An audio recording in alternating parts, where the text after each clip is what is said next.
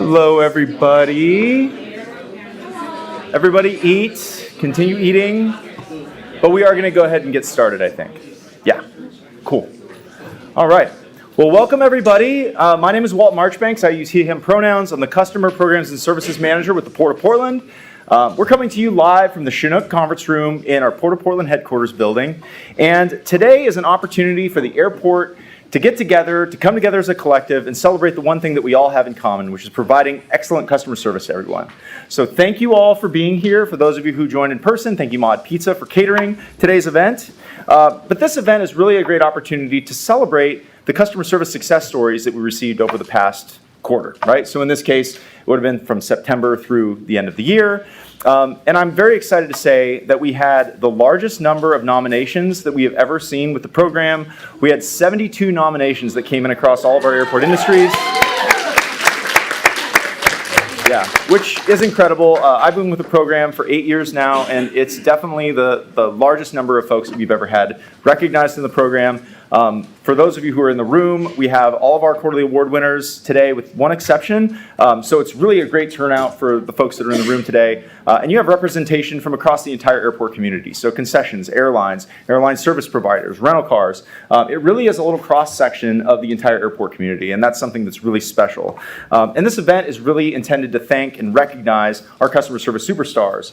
But we also have a really great guest presentation today as well. So we're going to start with that. Dan Pippenger, who is our Port's Chief Operating Officer, is going to share some really great insights on what's happened this past year. It's been a very eventful year for us as an airport community, but it's also a very exciting year ahead for us as well. So Dan's going to share some of that.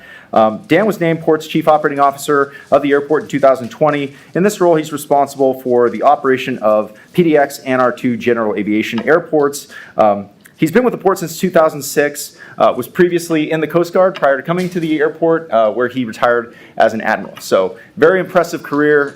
Thank you, Dan, for joining us. We're excited to have you. Let's give him a round of applause.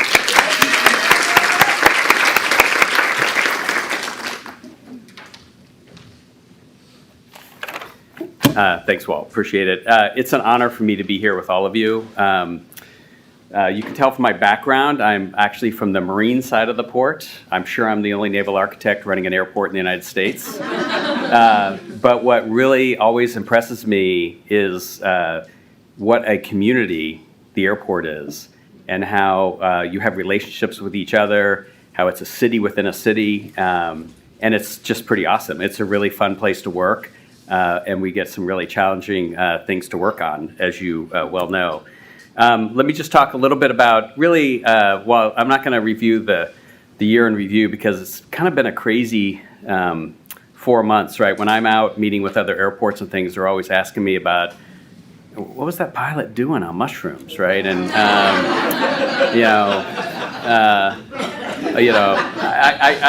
what about the door? I mean, I hear it all, believe me. But what I really am proud about for all the things that happen here, whether it's a F-15 gouging the runway or a security incident, is the way that people respond, the professionalism. And so I have a lot of confidence in the entire airport, even though the port employees are a very small part of that. And I think a lot of that has to do with the relationships you all have with each other and kind of your commitment to making PDX what it is.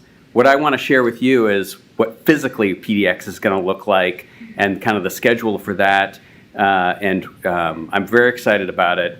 I think you will be too. And then if we have a little time, I'll be happy to answer any questions that you have on any topic. I'm really good at not answering things if I don't want to. But I certainly would be happy to do that if you want. So first, right, you all know we had a super busy holiday season. We're still recovering from the pandemic in terms of passenger numbers at PDX. And really that is primarily manifested in 3 areas where we have a challenge. One is north-south travel to California. That's business and tech industry travel, has not recovered from the pandemic. International travel to Asia in particular, which I'll mention in a minute. And then also outbound passengers, people who live here that use the airport, that's fully recovered. People coming in to visit Portland and visit to Oregon has not recovered. And so those are the areas where I see we're going to grow in the future, and I think things are getting better on all those fronts. But we still had a really busy season, and I know everybody pitched in. And, I love this picture because it also shows you we're under heavy construction, as you all know. And, man, that ticket lobby is crowded. It's leaky, and I'm sure, like you, I can't wait for that carpet to leave because it's seen better days. But thank you all for that. I also wanted to just mention something else, which is we had our first big winter event.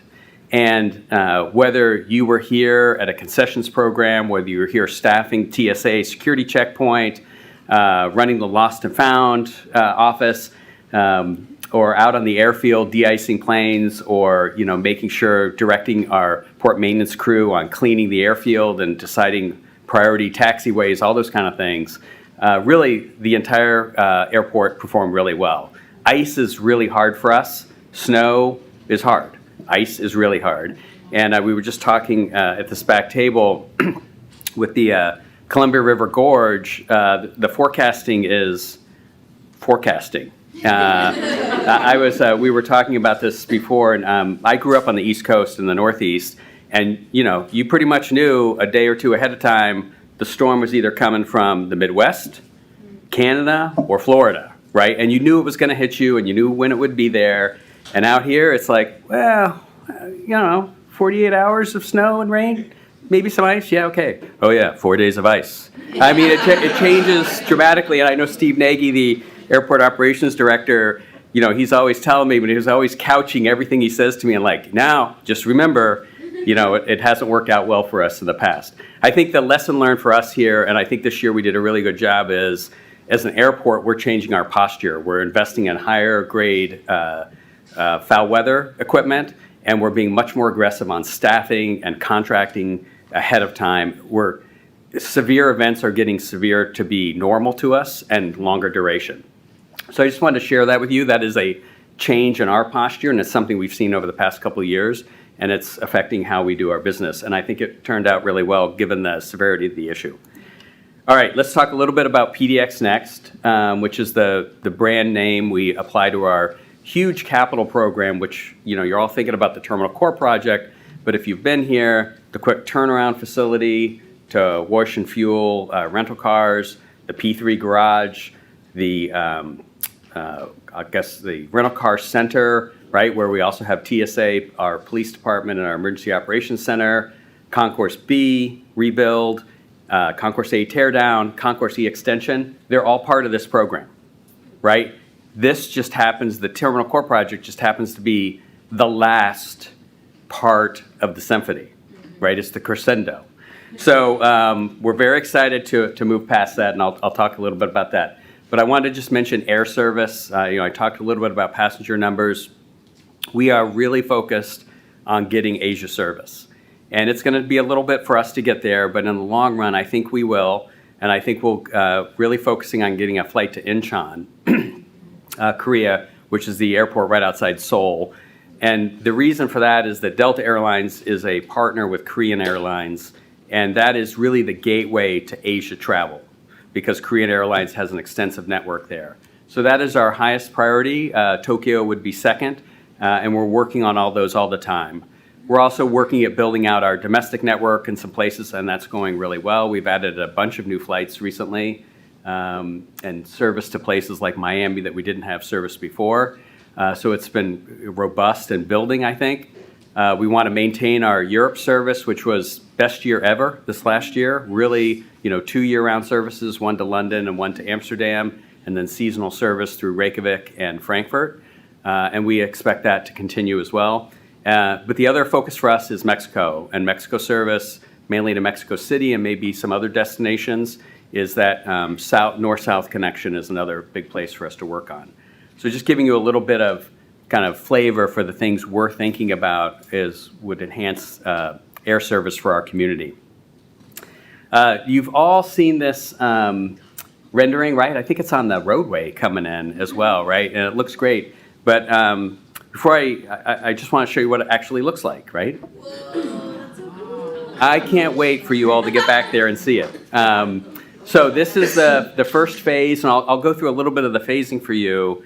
But this first phase will include 14 new food and beverage concessions, The new security checkpoints, right? We'll have 2 north and south, just like we do today, or like we used to, I guess, as well. New ticket counters. The cross-concourse connector will come back, which I know everybody's going to be excited about. And we'll have a lot of new art installation, and even in the next month, I think we're installing about 70 live trees into the space. And so it is a spectacular space. And you can see in this picture on the left, those wood frames are concession build-outs right now coming along, and you can see the terrazzo floor being poured there. There will be quite a difference, I think you'll feel in there, not just from the volume and the spectacular mass timber roof, but how we're approaching flooring is different as well, right? We're still going to have carpet, but we're going to have carpet where people are standing, not where they're moving.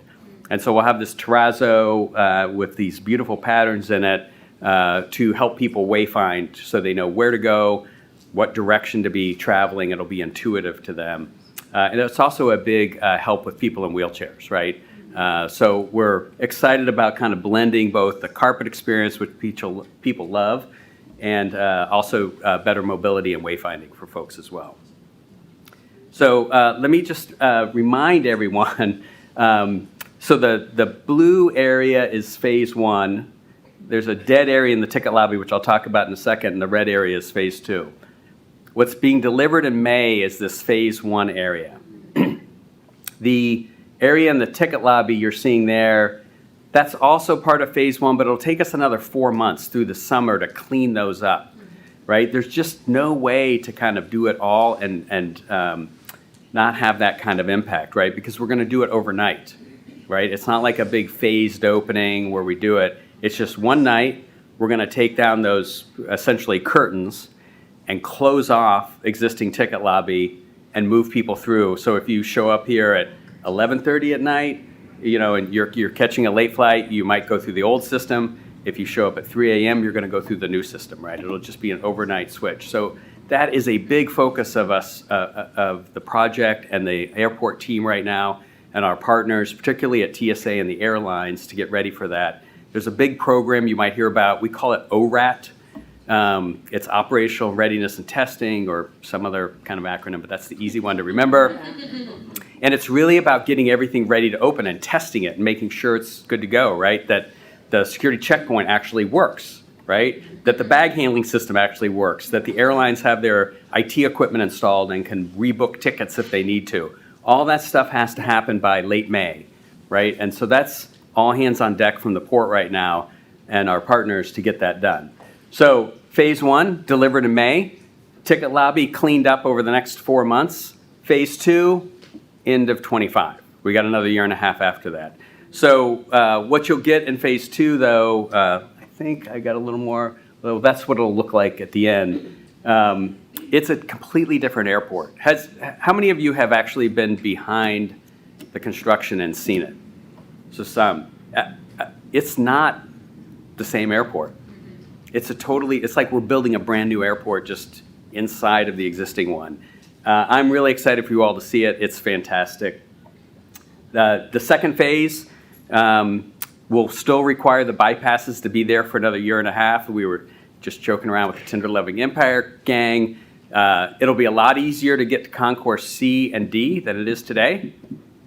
And it'll be a lot harder to get to B and E, right? It's turnabout's fair play, right? They get a year and a half that way. But at the end of phase 2, at the end of 2025, those bypasses will go away, and this will be the final product. The second phase will include another 8 food and beverage, the new exit lanes, the meter greeter areas, and as I said, we'll remove the bypasses. The one thing I do want to, I'm just going to, if I can back up, I do want to mention, because we're taking the exit lanes out in phase 2, there is a bit of a challenge we're going to have, which is we're going to have everybody exiting through the cross-concourse connector. So when you come off the concourses on the north and south side, you're going to go into the cross-concourse connector, and you're going to dump out in the dead center, right about where it says phase 1, you're going to dump out into that atrium area. It's not ideal. It's about a year and a half of salmon swimming upstream, right? And so we're just going to have to figure it out, but there's really no other way to do it phasing-wise. So For exiting passengers, I think it'll be at the very beginning a little confusing for them on, I'm so far away from bag claim and I have to walk against the flow of traffic coming into the airport. We will figure it out, but I do want to just share that because you're going to get questions on it for sure in the course of your work. People are going to like, how do I get out? And I'm sure we'll do a lot of communications and a lot of schematics and signage and all those kind of things, but it is one thing that we're keenly focused on. Okay, well, let me back up one more thing. We are putting on enormous video walls on both the north and south side.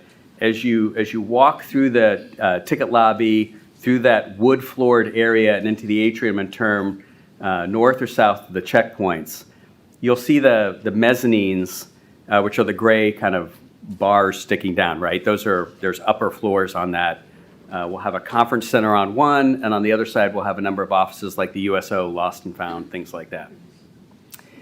The face of those mezzanines is a complete video wall. And that video wall will show content of both kind of artistic, but mostly natural videos, natural scene videos of Oregon. It'll be the high desert. It'll be Mount Hood. It'll be the coast. We are not advertising on those. We're not putting Bulova watches on them. We're not telling people to go eat at a restaurant or anything like that. I just think the sense of place and the beauty of it, right now the concept is for it to be timed during the day. So you'll see 4 scenes at dawn during the dawn hours. You'll see Mount Hood and stars at night. It's going to be spectacular. And you're going to love it. I think our passengers will love it. And it'll really, when you land and you go through the Portland airport, you will know you're in Portland and you're in Oregon. And it's going to be amazing. I guess I should quit saying that. You've seen this all before. You've seen this all. This is the concessions map for all the new and some older concessions that have been displaced during the construction are coming back. We're very excited about all this. We worked also really hard to have some good price points for employees. It's important to us both on speed of service and price points, right? That we think about all of our both passenger base, but also our employees here who are super important to us to have a place where they can go eat, get something at their price point and time scale as well. And so we're excited about that. We also announced we have this pop-up retail program. Did I talk about this last time I was here? No? We have this pop-up retail program. So this is Aurochs Leather. It's a family-owned business, and they're going to come in for about 1.5 years or so, and it's where we kind of build out the store and then bring in an emerging business and give them access to the PDX passengers and employees. And they're not big enough and mature enough as a business to actually lease space in the airport and run a business on a 10-year concession or something like that. But we think this is a really great model for allowing emerging business to help grow them in the region, right? Small business, family-owned business, things like that. The second one is Missionary Chocolates, and they do a lot of vegan and dairy-free chocolates, which is a really fascinating story. The founder created them for her mother, who had a medical condition, so she couldn't eat chocolate, but she loved it. They're really good. So those will be our 2 retail pop-ups, and then we'll rotate through, every year or so, we'll rotate with a new business coming in and have that variety. So this is the Martinez family, and they'll sell, handmade leather products, both from here and from Oaxaca in Mexico. So we're very excited about that. And then we're going to have a lot of public art. This is Sanford Biggers on the left and Yoonhee Choi on the right. She's local. He's nationally known. And they're just 2 of, I think we're going to end up with, I want to say 20, thank you, 20 public art displays. It's a really big part of the program that we're doing. And it's, so not only do we have the wood, the carpet, and all that, we just have some wonderful public art. So I think that is about it for me. But I'm also happy to answer any questions or talk a little bit more about something else if you want to hear it. And if you don't, I can move on. Yes, ma'am. You keep bringing up the carpet. Are we changing the So on the carpet, that we have today will return, but the old carpet will make an appearance in certain locations. So the old carpet, when you come out of the exit lanes in phase 2, we have these beautiful, I think, nice meter greeter areas, right? You don't just have to stand in the middle of traffic anymore, but there's actually a place you could sit down and wait for people, and the restrooms are right there. The old carpet will show up there. It'll also show up at certain locations in the ticket lobby right as you come in. But mainly, it's the existing carpet returning. Yes, Jill? Will we have a public celebration for opening day, guest speakers, ribbon cutting, anything like that? Yes, and we're working on what that actually looks like. The thing about the ribbon cutting is we're doing it at midnight or 2 a.m., right? I don't know, whatever Eric tells us is the right time to do the turnover. So I don't think that we'll have a lot of speechifying, but I know we're really thinking of a community event to invite people in and tell the story of who constructed this, who uses it, where the wood's from, those kind of things. But we do also, I also acknowledge, right, this is a very expensive project, and there are businesses that have committed to paying for this. And so we have to find that balance, and we're not quite there yet to be specific. But we are definitely planning to do something. I just don't think it'll be that classic, mayor, governor, ribbon cutting kind of thing. So anyhow. Okay, that's it. Thank you all so much, and really thank you for being you. I know my comments at the beginning probably went on a little bit on what a wonderful place it is, but it's pretty awesome to work in a place where you actually like people that work alongside of you, and that you have a sense of shared purpose, right? To make this a great experience, both for the business, for the employees, but also for the people that pass through our airport, and be proud of what it is. And I think you'll be proud of the new terminal when we open it. So thank you very much. Dan, I know that I can speak for everyone in here that says, we're all very excited about what's going to happen in May. So very much looking forward to it. Thank you very much. We are now approaching close to the awards part of the event. But it wouldn't be fair to not have the working committee members all stand up. If you're a member of the working committee, let's have them all stand up and let's give them a round of applause. Working committee members. Yeah. Thank you. The working committee is really the bedrock of this program, and all these folks donate their time, they volunteer, and I'm really lucky. I find myself in a position of ultimate privilege here. The program has been here for 14 years, and Donna Prigmore, who's in the audience today, is actually the architect of the program, so we're very fortunate to just build on the momentum and the architecture that Donna ultimately started. We're very fortunate to have this. So what I'd like to do is have my working committee members who are actually going to be reading the awards today to the front of the room, please. So we have Naomi from the TSA, Augie from Tender Loving Empire, and Miranda from SP+. So without any further ado, what we're going to be doing is we're going to be reading the award by category, by industry. When you hear your name, come on up to the front of the room. I'll present you with your award. After they get done reading the story, let's give them a round of applause. And then I've been asked by my communications team at the very end if we can have everybody come up. Let's get a group photo if we can, if you're comfortable. And make sure you take a little food with you when you go. We got a little leftover pizza out in the hallway too. So without any further ado, I'm going to go ahead and turn things over. All right. Oh, excuse me. Hi everyone, my name's Miranda. I represent SP Plus, the parking department, and it is my privilege to introduce to you some superstars this award ceremony. First one we have is Leslie. Leslie received the following compliment from a thankful PDX employee. Thank you. An inbound flight from a medical had a medical emergency on board. A passenger was quite ill and flying into PDX with her young daughter. Leslie stayed with the little girl while the medics worked on her mom. Leslie did an amazing job with her, talking to her, playing with her, and keeping her occupied and happy in such a terrible situation. She helped the child talk to and engage with the Portland Operations Specialist, Portland Airport Fire and Rescue Team, and the medical response crew so she could understand what was going on.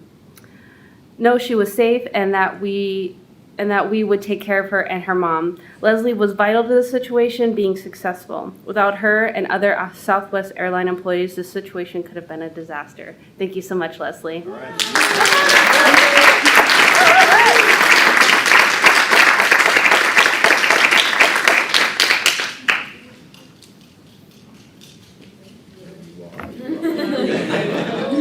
Thank you, Leslie. Gotcha.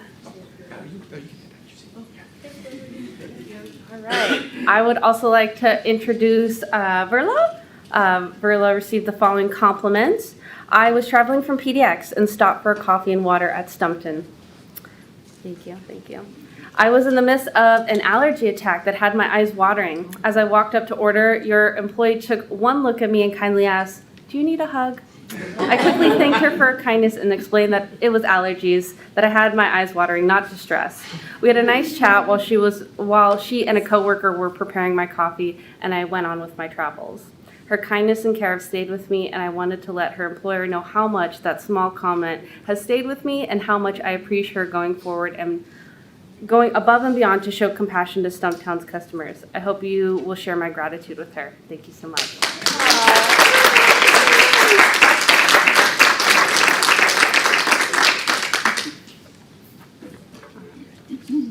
And then we have Sarah here. Sarah received the following compliment. Sarah delighted in the inbound PDX passengers on Halloween at your Northwest Travel Market kiosk by dressing quite convincingly in a handcrafted outfit as an English steampunk werewolf. That's honestly the mugshot you should have put up, but just saying. But Sarah's intricately adorned costume and spot-on accent made her character quite believable and harkened back to the days of the grim TV show that had many of us believing that Portland really was the host city of supernatural creatures. Thank you so much, Sarah. Oh, that's so cute.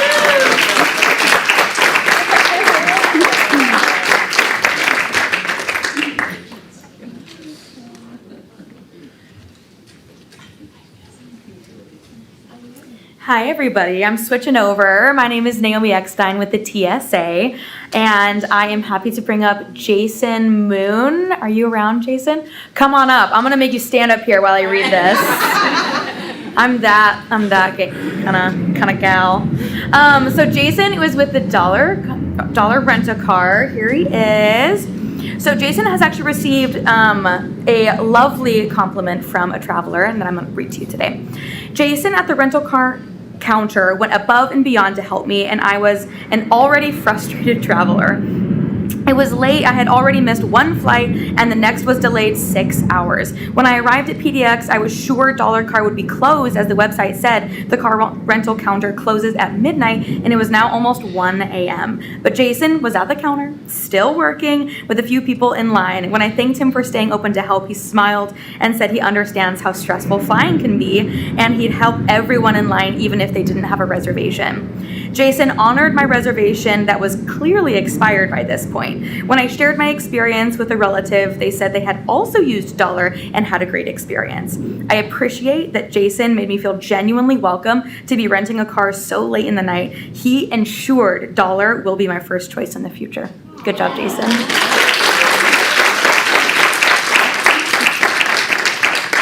Okay, David Jennings with SP Plus. Come on up, my friend. Congrats, David. We've got 2 compliments for you. Okay, compliment number 1. We got to our car after a very long travel day, only to find the car's battery was dead. We contacted the call center from the shuttle bus station for assistance. David arrived quickly and was incredibly friendly. He pulled out his jump box and got us going in less than 5 minutes. We were so thankful and appreciate that his service is available at PDX as well. Compliment number 2. David helped my father locate his vehicle in the economy blue lot. It took a while, but David was super helpful and patient with my dad. His memory isn't very good, and that made it even worse. The world needs more of David's patience, understanding, and exceptional customer service. Well done. Congratulations. Okay, and I may be a little biased, but maybe my favorite, Larry Sittler from TSA. Come on up.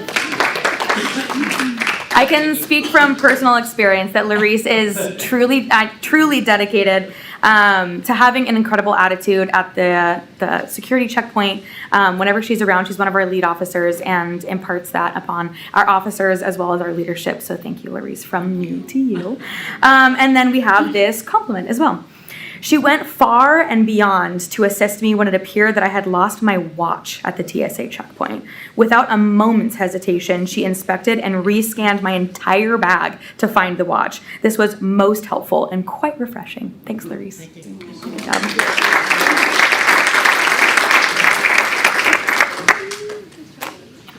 Hi everybody, my name is Augie Rebello and I am with Tender Loving Empire. I use he, him pronouns. I am more than happy to announce the first recipient of our quarterly awards, who also happens to be a member of the working committee. Doreen Champaco, come on up, my friend. As will surprise absolutely nobody, Doreen received 3 incredible compliments from Thankful Travelers. Compliment number 1, Doreen. I misplaced my driver's license as I left the ticket counter after retracing my steps and searching my purse, and the ticket counter several times. We decided to rush home for my passport. Although I wasn't sure I'd make it back in time to board, I called Lost and Found and we waited for the Uber and spoke with Doreen, who helped us fill out a lost report.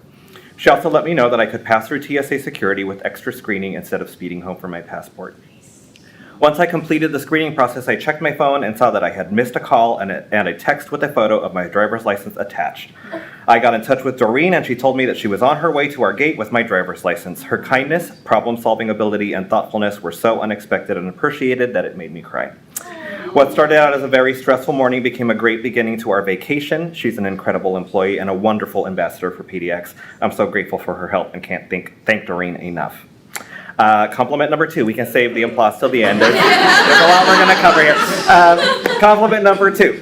Doreen was extremely helpful and went above and beyond to help find my husband's lost iPad. She even called after work hours to let me know it had been turned in and was especially helpful in giving direction to their new location. When I picked it up, she treated me like a family member and even remembered my name. I never write reviews, but she definitely merited one. And compliment number 3, last but not least. Doreen hit all of the core values: friendly, knowledgeable, and respectful. I left my laptop behind flying out of PDX, and when I called the next day, Doreen provided exceptional customer service.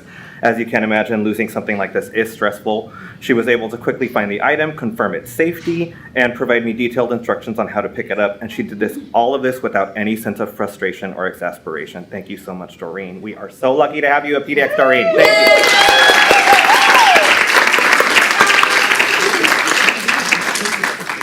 All right, y'all. Next up is Efigenia Perez Santos with Relay Resources.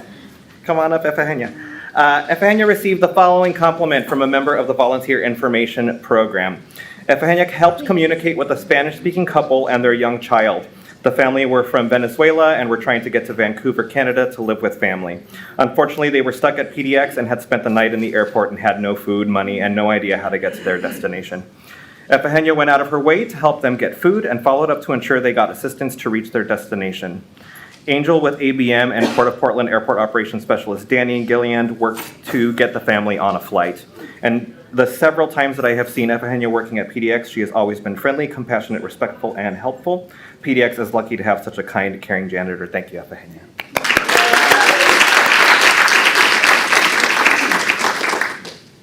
And my apologies for not putting your picture up.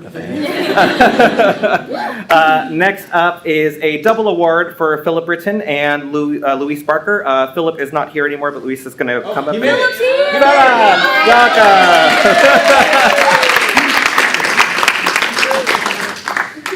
here! They received the following compliment from a thankful traveler. Philip Britton and Luis Barker helped with when I lost a cell phone in the bathroom on the secure side of the airport. I realized after I got down to baggage claim that I was missing my phone. I went to the information booth to ask for assistance, and Philip went the extra mile to try to call someone to look for it. No one was available, so Luis came to the Concourse D to find it for me. It wasn't in the bathroom anymore, but she checked around at various gates to find that someone had turned it in there. Both were compassionate and extremely friendly, while I was sure that I had lost my phone. They went the extra mile to help, and I wanted to give them a huge shout out for being so great. Thank you, Luis and Philip. I appreciate you both so much. Thank you both for being here.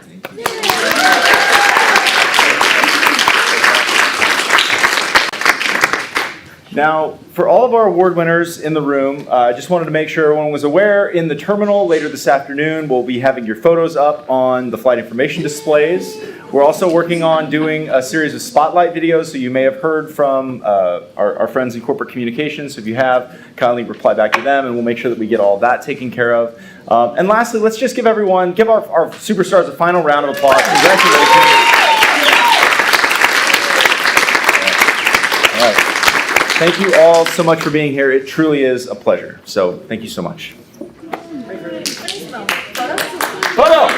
Let's get a photo. Photo time.